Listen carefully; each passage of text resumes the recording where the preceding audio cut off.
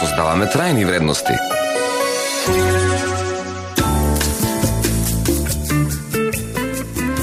Пет минути до 9 часот. Добро утро, Македонија. Во утринска на прва мој соговорник е Ирина Јаневска, основач и председател на Асоцијацијата за развој на нови опции, АРНО. Повод за разговор е одржувањето, односно завршувањето на конкурсот Филантропија за зелени идеи и избраните 3 најдобри идеи кои продолжуваат понатаму на надпревар, односно ќе бидат представени во Црна Гора. Зашто поточно станува збор, ќе дознаете секако во наредниве минути. Ирина, добро утро, добре дојдовте. Добро утро, добро ве најдов. Реков Асоцијација за развој на нови опции, АРНО. За слушателите на Македонското радио, едно објаснување што представува АРНО, што значи, како дојдовте на идеја да го формирате. АРНО е навистина интересна, приказна. Како што гледате, името е скроено да одговара и на локалните потреби и на локалниот брендинг и препознавање. Асоцијација за развој на нови опции.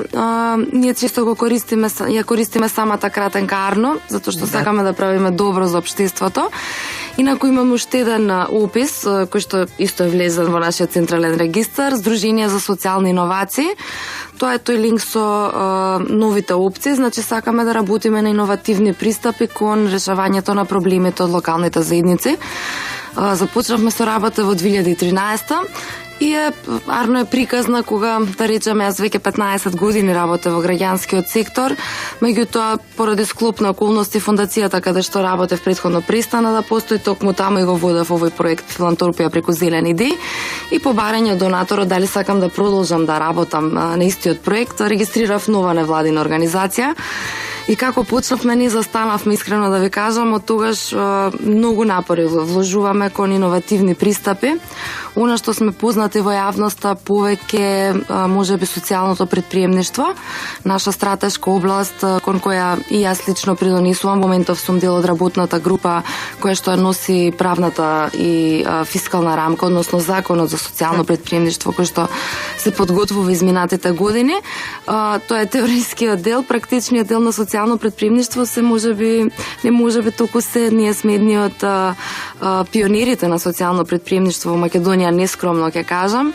Со часови за готвење сме познати во јавноста. Заедно со Средното угостителско училиште организиравме часови за готвење со познатите готвачи, па генериравме еден фонд на средства и повторно ги искористивме за проектот, односно за доедукација и полесна транзиција на пазарот на труд за младите готвачи, затоа што сметаме дека навистина треба да се подобри стручното образование и гостителството и дека Македонија има потенцијал во решавање на економските предизвици, и ете токму преку оваа област, меѓутоа преку новиот бизнес модел на социјално претприемништво.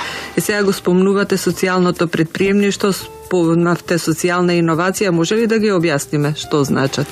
Социјално претприемништво така е нов бизнес модел кој што е тренд кој што да речеме доаѓа од Обединетото кралство. Јас таму бев преку работна стипендија да изучувам што всушност значи овој бизнес модел.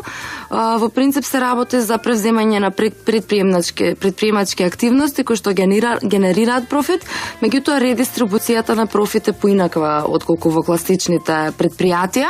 Значи не постои дивиденда, туку мора да целиот профит да се инвестира назад во мисијата, значи во она што го работите како, односно во она што се работи како социјален проблем. И исто така структурата на самото социјално предпријатие е малку поразлична.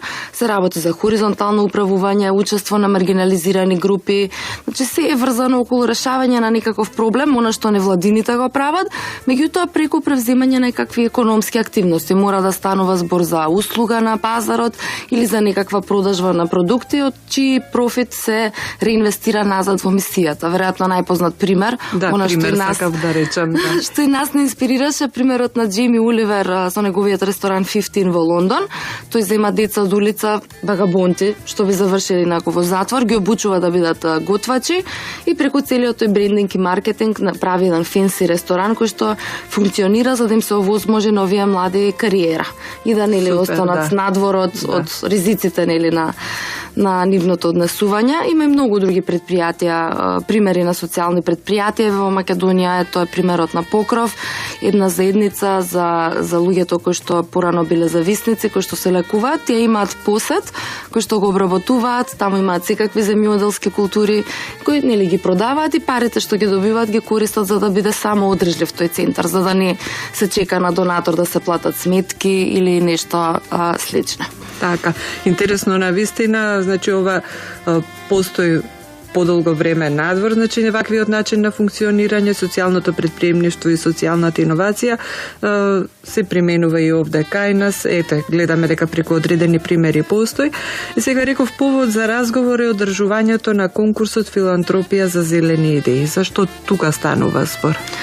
Тука повторно таргетираме социјално претприемништво, меѓутоа ние поради тоа што немаме оперативна дефиниција во Македонија, не сакаме да го крстиме како конкурс за социјални претпријатија, а и не сакаме се уште да ги ограничуваме луѓето за редистрибуција на профит. Мислиме дека прво треба да навистина и да се создаде една претприемничка клима во Македонија, во која што луѓето замислуваат идеи кои што носат добробит за екологијата, односно за животната средина, па потоа можеби да разговараме здравје за редистрибуција на профитот.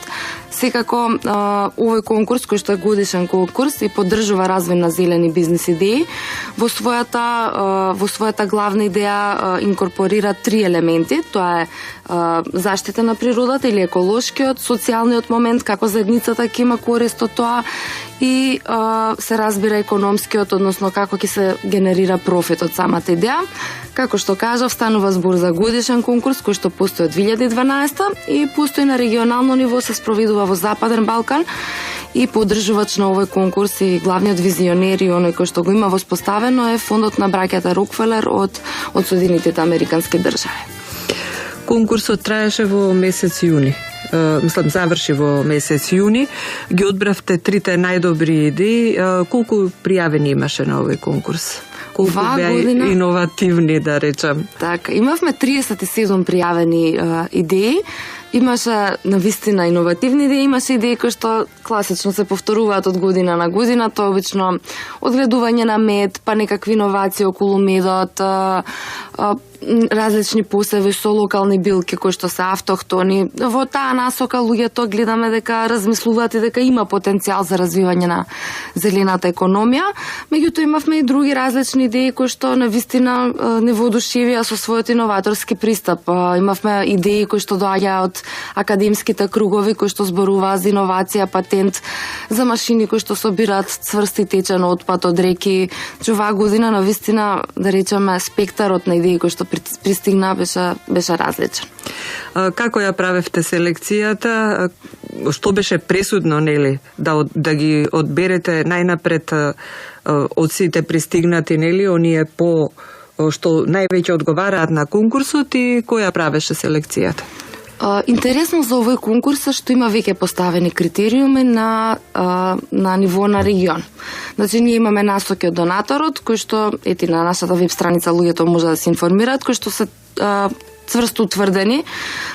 Првен, да речеме, прелиминаторни се дека доколку се аплицира во име на правно лице, правното лице не треба да има годишен обрт поголем од 10.000 евра.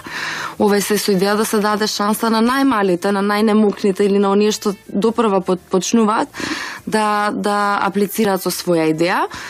Идејата треба да биде нова и секако ние главните елементи да не штети врз природата, односно да ја унапредува, да се покаже како таа идеја ќе биде само одржлива, односно како ќе носи приход, да има економска логика, да е пазарно ориентирана и да има корист поголема заедница, значи да не станува збор само за еден сопственик кој што капиталистички ќе си ги полни џебовите, туку да има не социјално претприемничка dimenzија, да речеме да има корист целата заедница. За овие критериуми задолжено беше, значи Арно го администрираше целиот процес, ги примавме идеите преку формуларите, гледавме дали сите имаат пополнето во таа насока во која што одговарале. Се грижавме да секоја идеја стигне до жирито, а понатаму улогата на жирито беше да исфилтрира кој од овие 37 пристигнати идеи ќе влезе во финале, па од финалето на јавниот настан ги биравме тројцата победници. И сега до оној најинтересниот дел, кои се победниците и зашто, верувам има многу интересни нешта да слушнеме. Има, навистина беше предизвик жири комисијата да одлучи помеѓу финалистите кој да оди понатаму да ја представува Македонија на регионалниот надпревар. За 2017 победија 3 идеи. Првата идеја, инаку не се рангираат според успех, туку едноставно бираме 3 најдобри идеи. Една од идеите која што победи е на еден млад дечко Јане Заевски, неговиот тим. Ти имаат идеја за мобилна апликација, односно софтверско решение, кое што ќе го понудат на угостителските објекти за храната што не е продадена во текот на денот да може да се продава по поевтина цена. Например, ако има порција ориз со пилешко, да се во текот на денот што би чинела 300 денари, на крајот од денот да се продава за 50-60 денари. Таргет група на ова... Место да заврши во отпад. Да. Таргет група би биле студенти, луѓе кои што работат повеќе па немаат време да сготват, ниска средна класа, затоа што навистина е жално да оваа храна завршува пропадне и овдека гледаме дека се решава проблем со вишокот на храна, со корист кон социјални групи и едноставно се работи за едно иновативно решение кое што може понатаму да се понуди во Балканот, зошто да не? Ако овој софтвер функционира, веруваме дека и другите земји би биле расположени да го употребат како бизнис решение. Друга идеја која што победи е на Кристијан Шопов, кој што е познат на јавноста веќе како магионичар, илузионист. Интересно е кај овој дечко што тој поради конкурсот се инспирирал од сега својата магија да има екодимензија. Сите трикови кои што ги прави да користат материјали од рециклирани објекти, почнувајќи од неговата облека и неговите магионичарски трикови секогаш на крајот да имаат една еколошка порака, нели негова таргет група се децата, многу е важно што од млади да ги едуцираме за заштита на околината. Па така Кристијан верува дека доколку победи со новите сценарија и режија ќе успее да допре до најмалите, меѓутоа и до ние општествено одговорни компании кои што може да го ангажираат за своите забави и настани. Негова идеја е на пример една чашка доколку ја покажа пластична да ја снема, нели? Магионичарски не можеме да им доловиме на слушателите со гестикулација и пораката да биде еве деца оваа чашка можеби сега ја снема, меѓутоа доколку ја ставиме во природата, ќе се разгради со стотици години, што е навистина жално. Гледаме дека Македонија е една голема депонија, нажалост. И не е една чаша и не е само чашата, така. И третата идеја за крај е на Наталија Бургиева, која што е представник на една неформална група, која што сега е во процес на регистрирање на граѓанска организација, се работи за Сдружение за самохрани мајки, Мама Органа. Наталија е ентузијаст и голем влюбеник во природата. Таа изработува субстрат за органско произведување дополнително на растенија. Станува збор за некаква иновација, за микс на состојки, кој што, како што самата Наталија кажа, им дава на растенијата можност да растат многу побрзо и пооргански, со што дополнително ќе придонесе или кон поддршка на сите оние мали бизниси кои што се занимаваат со растат. Идејата на Мама Органа е да го произведуваат овој субстрат во поголеми пакувања и да го доставуваат до сите оние на кои што им е потребен на пазарот. Нас на конкурсот Наталија ни донесе еден убав кактус кој што расте во чаша. Значи не е потребна никаква дренажа, не треба да има дупчиња саксијата, затоа што внатре има состојки кои што впиваат влагата. И еден огромен кактус, не можеме и сега да го објасниме, визуализација немаме, ќе пробаме преку зборови. Навистина убаво голем кактус израснат во едно навистина малецко чашиче. Да, навистина интересни идеи. Јас само ќе ги подсетам слушателите, нели, она како што кажавте, секоја година по тројца представници од секоја земја од регионот се надпреваруваат на регионалниот надпревар што предстои кон крајот на јули. Ќе ги подсетам за првата кооператива на потрошувачи на органска храна Наша добра земја. Тие беа и гости овде во студиото во 2015 година. По победата на Косово се одржа тогаш регионалниот надпревар. Да се надеваме дека некој од овие тројца кандидати, односно представници од Македонија, повторно ќе има можност да ја понесе титулата за најдобра идеја. Како имавте по тројца представници во изминатите години, постојат ли тие идеи, се реализираат ли, живеат ли? Знам дека наша добра земја функционира. Што со другите?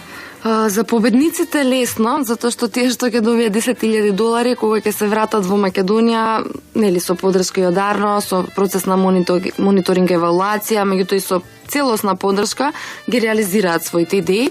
За оние кои што ни се финалисти за тројцата победници, Арно нуди дополнителна поддршка вмрежување. Таков беше случајот со Стефан Перчинков, кој што имаше идеја за рециклирање на масло за готвење од домакинствата. Тој исто така стапе во контакт со една турска продукција која што прави машини кои што може да се постават во големите маркети. И интересно е што кај нас, например, рестораните и гостителските објекти според закон се обврзани да мораат искористеното масло за готвење или популарно познато како зетин да го донираат на ентитети кои што се занимаваат понатаму со преработка на ова масло за јадење во биодизел.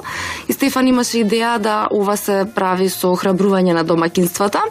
И нажалост тој не победи на регионалниот надпревар, меѓутоа еве сега пред 3 месеци ми се чини од општина Центар доби награда за најдобар бизнес план, од таму јавија голем интерес. Дополнително ние сакаме и работиме на негово поврзување со маркетите, со општествено одговорни компании да му помогнеме на овој млад дечко со убава идеја да ја реализира, затоа што ќе биде корисна за сите. Така, јас се надевам дека ќе имаме можност Стефан да го имаме овде на програма и да објасни затоа што маслото за јадење навистина многу загадува а големи количини имаме од масло за јадење, како во домаќинствата, така и во угостителските објекти. Да, една капка масло загадува многу тони вода. Сега да не шпекулирам, меѓутоа она што го правиме, што го истураме во мијалник е навистина грев. Во Америка тоа е забрането. Така, да. И гледате од вакви идеи може да се направат мали одржливи бизниси, не изборуваме за големи корпорации, туку за мали бизниси кои што сите би имале корист. Тоа се главните цели на конкурсот. Исто може да кажеме дека и лани имавме победник на регионалниот надпревар, тоа е Марта Мојсова, која што по враќањето од регионалниот надпревар регистрираше своја фирма, која што се занимава со репарирање, рециклирање и реупотреба на стар мебел. Марта е млада архитектка која што во Барселона има студирано, односно магистрирано на тема одржлив дизајн. И кога го видела конкурсот, сватила дека на страна од незината класична професија сака да се занимава со ваква дејност. Таа оди по силата откупува мебел од луѓе, дури од скопски заедници. Идејата е откупениот мебел да не заврши како огрев, туку да се направи убаво парче мебел кое што ќе биде со висок естетски квалитет и кое што понатаму нели ќе заврши во нечија канцеларија или во некој кафич, ете во порта Влај Баду бар е комплетно направен од Марта. Ќе видите таму има рендиња како лампи, буриња како место за седење. Навистина е светски тренд. Да. Кој што дојде во Македонија и драго ни е што луѓето препознаваат дека и ова е дел од економијата. Така и само уште за крај малку и за регионалниот надпревар што ќе се одржи во Црна Гора годинава. Зашто станува збор, кој се учествува? Станува збор за еден надпреварувачки дел, да речеме шлагот на јаготката, каде што сите фондации во процес на подготовка нели ги подготвуваат тројцата победници. Имаме представници од Албанија, Црна Гора, Србија, Косово, Македонија, а од годинави од Босна Херцеговина. Значи секоја земја по своји тројца представници се надпреварува. Многу интересно што жирито е навистина интернационално, со голем кредибилитет. Имавме лани од академци од Оксфорд до луѓе кои што навистина се занимаваат со зелената екологија, со биолози кои што ги евалуираат идеите навистина да не би имале некоја штета врз природата пред се, а дополнително колку нивно реализирање може да допринесе кон развој на животната средина. И таму надпреварувачите се поделени по азбучен ред. Жирито не му е дозволено да разговара со никој за време на процесот додека се презентираат и евалуираат идеите. Секој надпреварувач има половина час, 15 минути да представи својата идеја, 15 минути од жири. И интересно е што таму дури и самите надпреварувачи се пети од глас на жирито, значи ги оценуваат другите идеи. Таму луѓето се надпреваруваат за паричен фонд од годинава од $40,000, значи ќе имаме 4 победници кои што ќе добијат по $10,000 и кои што дополнително се разбира на страна од овие фондови се вмрежуваат меѓу себе, гледаат дали имат можеби слични идеи, дали може да соработуваат. Исто така секој од фондациите има свој гостин кој што може да го покани. Македонија оваа година ќе оди со представник од Европската банка за реконструкција и развој. Станува збор за господја Маја Антевска, која беше исто така дел од жирито на националниот надпревар во Македонија. И навистина ни е чест да видиме и дополнително да истражиме дали може постои можност за дополнителна соработка, вмрежување со сите што работат на новие стратешки области, поддршка на социјално претприемништво, на зелена економија, развој на мали и средни предпријатија во таа насока. Јас благодарам што бевте мој гостин во ова денешно издание на Добро утро на Македонија во утринска напрва. Успех ви пожелувам на регионалниот надпревар и се надевам ќе имаме можност по гостувањето во Црна Гора повторно да бидете гости и да ги пренесете впечатоците. Благодариме за издвоениот медиумски простор. Ни беше чест да споделиме вакви информации. Се разбира, сакаме да се очекуваме да се вратиме со награда и да се видиме, односно се слушнеме повторно. Така, да. И да не се вратите со награда, самото учество и знаењето дека има паметни глави, многу идеи од Македонија значи многу исто така. Ви благодарам за гостувањето, почитувани Ирина Јаневска, основач и председател на Асоцијацијата за развој на нови опции Арно, беше мој денешен гостин. Повод за разговор е одржувањето на конкурсот Филантропија за зелени идеи, по која следува и учествувањето на регионален надпревар во Црна Гора за најразлични зелени бизнис идеи. Лето. Македонско радио. Радио Скопје. Слушајте добра музика за забава и релаксација.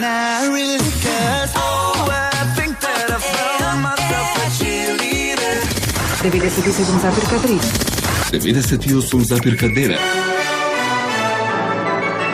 Месеопфатната програма во македонскиот етер. Македонско радио. Македонско радио.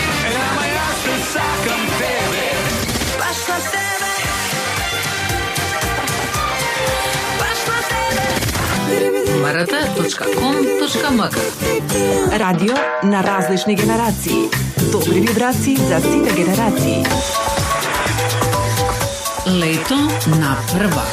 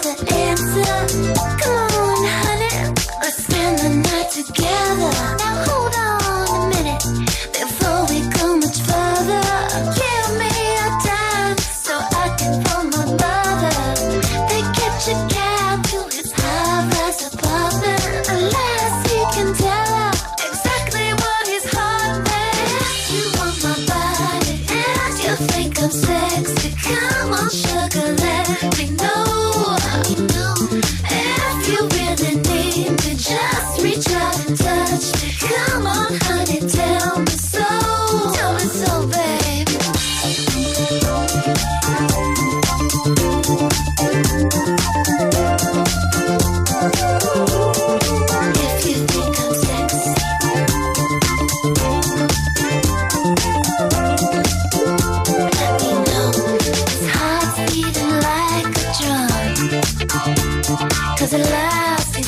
go home.